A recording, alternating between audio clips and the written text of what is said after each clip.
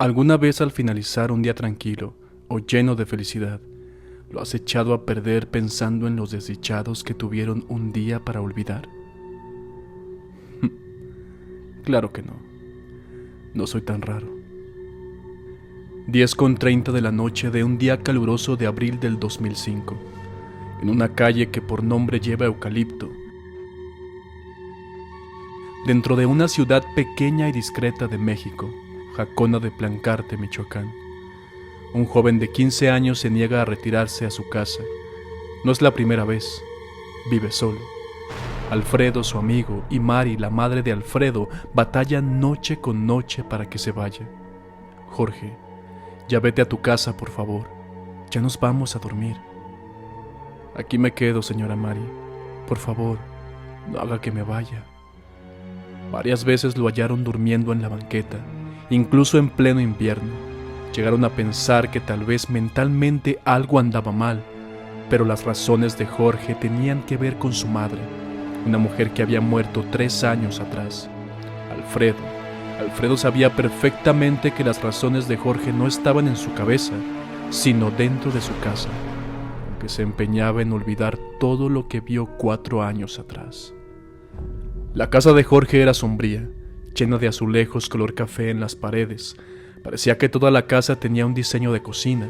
Las ventanas se hallaban siempre cerradas y, a pesar de ser su padre y 2 hermanos más, comerciantes que vendían muy bien toda clase de baratijas para el arreglo personal, casi no había muebles. A su madre no le gustaba la luz y en la sala, en el lugar donde habitualmente debería estar un televisor, se hallaba un altar a la muerte, siempre con velas, siempre con alimentos u ofrendas. A pesar de los años conociéndose, era la primera vez que Alfredo entraba a su casa, un año antes de la muerte de la señora. 2 niños de 12 años cada uno que jugarían en la habitación de Jorge. Después de mucho insistir, por fin tenían una consola de juegos. Jugarían toda la tarde y dormirían en la casa, tal vez hasta se desvelarían. Siendo las 2 de la madrugada, Alfredo tuvo deseos de ir al baño. Jorge dormía profundamente y él recordaba bien dónde se hallaba el baño. No hubo necesidad de despertarlo. Al caminar por el pasillo, un murmullo llamó su atención. Venía desde la sala. Si no fuera curioso, no sería un niño común. Alfredo se dirigió a la misma y pudo sentir cómo su corazón bajó al nivel de las plantas de sus pies. Un animal esquelético, parecido a un perro, estaba postrado ante el altar de la muerte, y era él o eso lo que murmuraba la especie de rezos. Con todo el silencio del mundo volvió a la habitación y se quedó parado ante la puerta, sin moverse hasta que amaneció. No se quedó a desayunar, claro está. A pesar de que la madre de Jorge le insistió en repetidas ocasiones, tuvo que ser grosero incluso, y decir que no le gustaban para nada los huevos con arroz. Solo así la madre de Jorge dejó de insistir, no sin antes apretar con fuerza con una de sus manos un collar rojo que tenía en su cuello. No volvería a esa casa nunca más, e incluso se alejó de Jorge al grado casi de no dirigirle la palabra. Casi un año más tarde, mientras Alfredo se disponía a dormir, en el cuarto que daba a la calle, el sonido de pasos de un caballo llamó su atención. Al acercarse a la ventana, con cuidado y miedo abrió la cortina, y he ahí un hermoso caballo negro. ¿De quién será?, se preguntó. El animal se acercó hasta él, y Alfredo reconoció en sus ojos algo familiar, algo que ya había visto. Cerró la ventana, apagó las luces y se fue a dormir. Para mediodía, la noticia de un caballo negro que estuvo observando ventanas, parándose en 2 plantas incluso para alcanzar las más altas, y con un collar rojo colgado en su cuello, ya estaba en boca de todos. Dicen que es el diablo. Anda buscando almas malas para llevárselas montadas, decían algunos.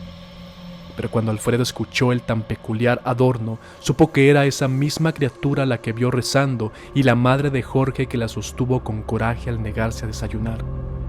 El miedo que tuvo Alfredo fue el mismo miedo que tuvo toda la gente. Las apariciones no cesaron. En la madrugada siguiente fue un perro tísico lo visto en las ventanas. En la tercera, una vaca de ojos negros. En la cuarta, un gato blanco. Todas y cada una de las criaturas con el collar rojo en su cuello.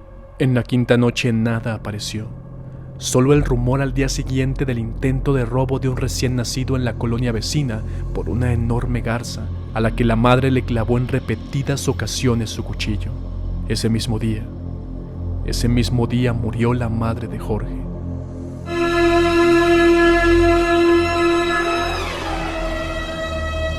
Quitaron el altar a la muerte y su cuerpo fue honrado como el de cualquier creyente católico. Tuvo rosario, misa. La caja, sin embargo, no se abrió. Se decía que la muerte había sido causada por un paro cardíaco que le dejó la cara desfigurada. Al final del funeral, y cuando el cuerpo había sido cubierto en el panteón, Alfredo notó la tristeza en su amigo Jorge. Se acercó, pues además del pésame obligado, no habían interactuado para nada.